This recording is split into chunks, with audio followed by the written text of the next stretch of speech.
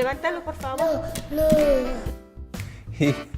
I think no is one of his favorite words. He tends to use that no a lot with his mother. Come on, it's time for you to shower. She's asserting herself and saying no to us and kind of setting her own boundaries. No, I don't want to. You don't want it? Yo pienso que en ese momento están en una etapa en la que ellos quieren todo. No, Yeah, he's known the word no for quite some time. No. Growing food. No. No, what do you mean no?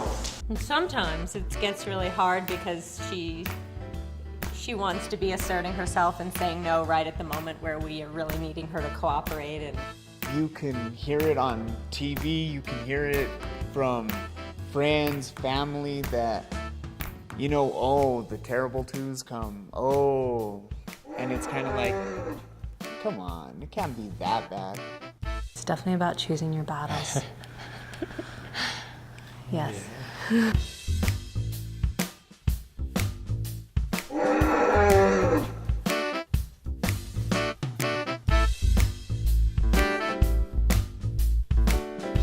Developmentally, it's a time of huge changes where the child is learning new skills and language at a really amazing rate. Pretty much learning new skills and new words every day. And it's also a time where the child is trying to individuate themselves from their parents. En esta edad exploratoria, los niños van a tratar de descubrir cuáles son sus límites.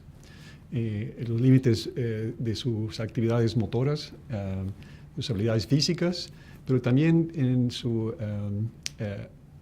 cuáles son los límites que se han puesto para ellos socialmente o los padres.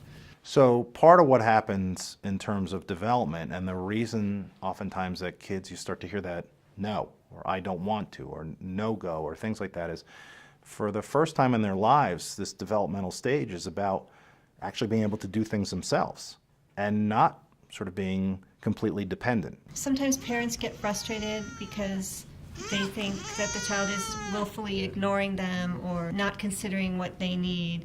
But the toddlers don't think that way. They're just focused on whatever it is they're looking at or whatever it is they're doing. Vamos a jugar con otro, ¿sí?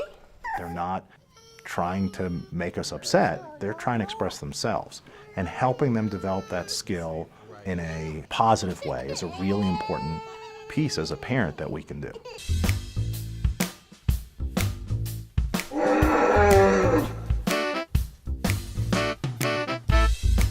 Now we're calm, but like in the moment it really is, like it is frustrating. Like he's brought me to tears like several times. A veces como que digo, wow, ya no puedo. Entonces digo, me voy a un lado y digo, cuento hasta 10. I think when I get mad at him and raise my voice, he gets more frustrated. He just blocks me out and he'll look around and just ignore me.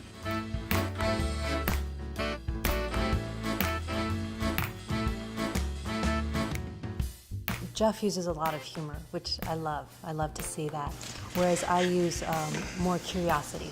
No, that's not the right way. If he doesn't want to do something that I'm asking him to do, I'll say, well, why? I want to know what's working in his mind.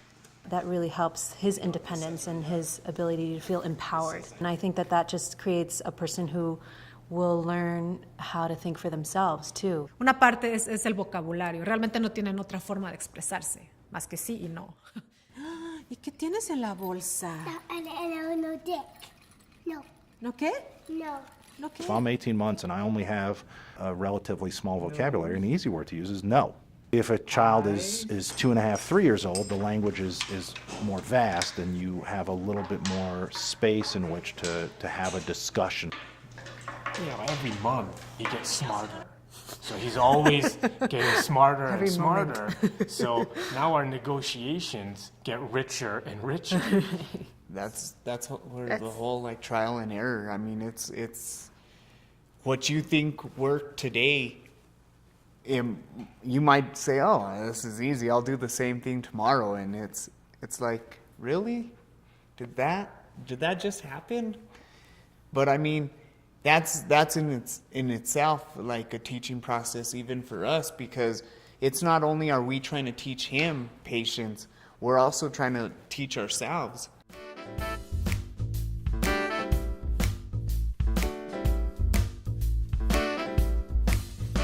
It's important to give them choices.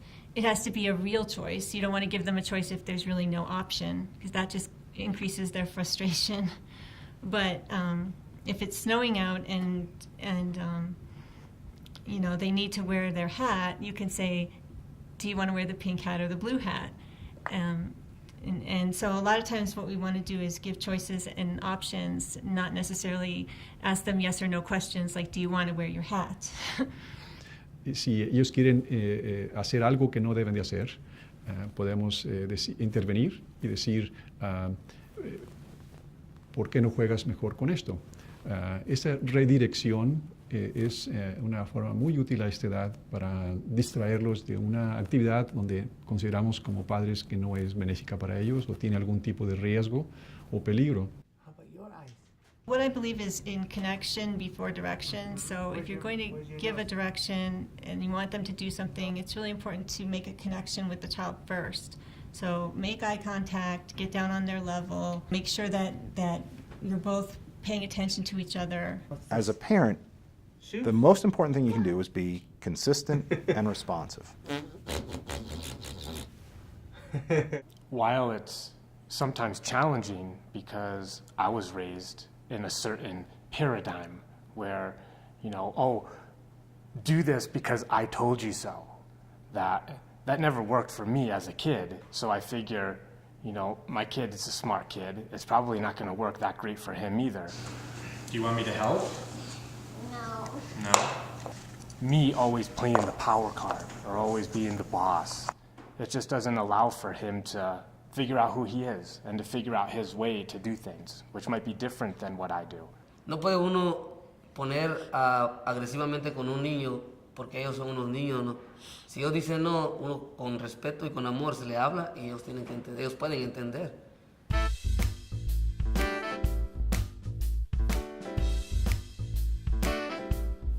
Sometimes we work with him, and sometimes we can't work with him. Hey, no. Sometimes I'll say, no, it's like you can't say no around this one. And I try to say no when it's actually going to be useful, like when she really needs a limit. It's time to go to bed. She'll just scream and no, I don't want to. And like, yeah, I know it's hard to go to bed sometimes, but we're going to keep moving towards bedtime, and we can keep being gentle at the same time as holding to the limit.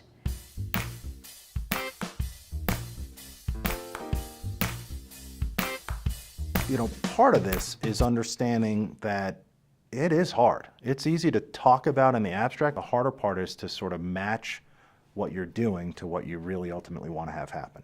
And it's constant work. You always have to be on top of it. Es un poco difícil porque sí, todos, yo pienso, yo llego a esos momentos que me canso y ellos están diciendo no. Pero entonces tienes que dar la vuelta y respirar y pues siempre estar consciente que cada momento, cada interacción con ellos la están absorbiendo. So, you know, as long as we're together and working and helping out each other, because that's the whole key, and keeping the communication. Communication is big, especially when they turn 2.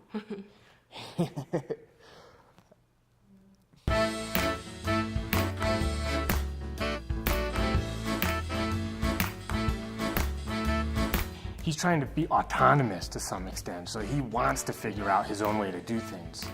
So if I can propose options, then it gets him thinking, and it's not about a one way, you know, it's not my way or the highway type of an attitude, but it's just working with him.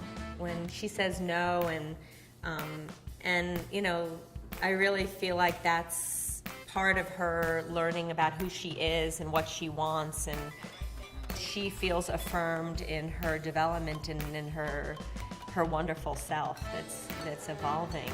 Y es muy maravilloso cuando ves a tus hijos sonreír, cuando le das el amor. Y eso es lo más maravilloso que uno siente de padre, cuando ellos están muy contentos. Es ver a ese ser humano en esa pequeñita. Yo creo que eso es lo más maravilloso, ver que va aprendiendo todos los días, que va desarrollando su personalidad. Realmente estás empezando a conocer a esa persona. No. All right. Yeah, high five. I'll leave you hanging. I'll leave you hanging. I'll leave you hanging upside down. Come on.